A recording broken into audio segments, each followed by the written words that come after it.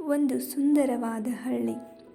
ಆ ಹಳ್ಳಿಯಲ್ಲಿ ಚಿಕ್ಕು ಎಂಬ ಬಾಲಕನಿದ್ದನು. ಎಲ್ಲ ಹುಡುಗರಂತೆ ಅವನಿಗೂ ಕೂಡ ಗಾಳಿಪಟ ಹಾರಿಸುವುದೆಂದರೆ ಬಹಳ ಇಷ್ಟ. ಪ್ರತಿದಿನವೂ ಒಂದೊಂದು ಹೊಸ ಹೊಸ ಗಾಳಿಪಟಗಳನ್ನು ತಂದು ಹಾರಿಸುತ್ತಿದ್ದ. ಒಂದು ದಿನ ಗಾಳಿಪಟ ಹಾರಿಸುತ್ತಿದ್ದಾಗ ಅದು ಹಳ್ಳಿಯ ಕಡೆಗೆ ಹಾರಿ ಹೋಗುತ್ತದೆ. ಚಿಕ್ಕು ಅದರ ಹಿಂದೆಯೇ ಓಡಿ ಹೋಗುತ್ತಾನೆ. ಅಲ್ಲಿ ಹೋಗಿ ನೋಡಿದಾಗ ಗಾಳಿಪಟವು ದೊಡ್ಡ ಹಸಿರು ಮರದಲ್ಲಿ ಸಿಕ್ಕಿ ಹಾಕಿಕೊಂಡಿರುತ್ತದೆ. ಆಗ ಚಿಕ್ಕುವು ಅದನ್ನು ತೆಗೆದುಕೊಳ್ಳಲು ಮರ ಏರಲು ಪ್ರಯತ್ನಿಸುತ್ತಾನೆ. ಆದರೆ ಮರ ಬಹಳ ಎತ್ತರವಾಗಿರುವುದರಿಂದ ಅವನಿಗೆ ಮರ ಏರಲು ಆಗುವುದಿಲ್ಲ.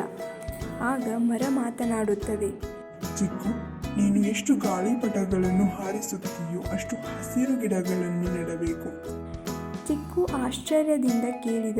ನೀನು ಮಾತನಾಡಬಹುದಾ? ಮರ ನಗುತ್ತಾ ಹೇಳುತ್ತದೆ. ನಾನು ಸಹ ಜೀವಿ. ನೀನೇ ಹೇಳು, ನಾನಿಲ್ಲದೆ ನೀನು ನೀರಿಗೋಸ್ಕರ ನೆರಳಿಗೋಸ್ಕರ ಎಲ್ಲಿ ಹೋಗುತ್ತೀಯಾ ಎಂದು ಹೇಳಿದಾಗ ಈ ಮಾತುಗಳನ್ನು ಕೇಳಿದ ಮೇಲೆ ಚಿಕ್ಕುಗೆ ಮರದ ಮಹತ್ವ ಅರ್ಥವಾಗುತ್ತದೆ. ಅಂದಿನಿಂದ ಪ್ರತಿದಿನ ಒಂದೊಂದು ಗಿಡ ನೆಡಲು ನಿರ್ಧರಿಸುತ್ತಾನೆ. ಕೆಲವು ತಿಂಗಳುಗಳ ನಂತರ ಚಿಕ್ಕು ಮರದ ಬಳಿ ಬಂದಾಗ ಮರ ಹೇಳುತ್ತದೆ. ಈಗ ನೀನು ಗಾಳಿಪಟ ಹಾರಿಸಬಹುದು, ತೆಗೆದು ಎಂದು ಗಾಳಿಪಟವನ್ನು ನೀಡುತ್ತದೆ. ಆಗ ಚಿಕ್ಕು, ನಿನಗೆ ತುಂಬ ಧನ್ಯವಾದಗಳು. ನಿನ್ನಿಂದಾಗಿ ನಾನು ಮರದ ಮಹತ್ವವನ್ನು ಅರ್ಥ ಮಾಡಿಕೊಂಡೆ. ನಾನು ಇಂದಿನಿಂದ ಪ್ರತಿದಿನ ಒಂದೊಂದು ಮರ ನೆಡಲು ನಿರ್ಧರಿಸಿದ್ದೇನೆ ಎಂದು ಹೇಳಿ ಚಿಕ್ಕು ಅಲ್ಲಿಂದ ಹೊರಟು ಹೋಗುತ್ತಾನೆ.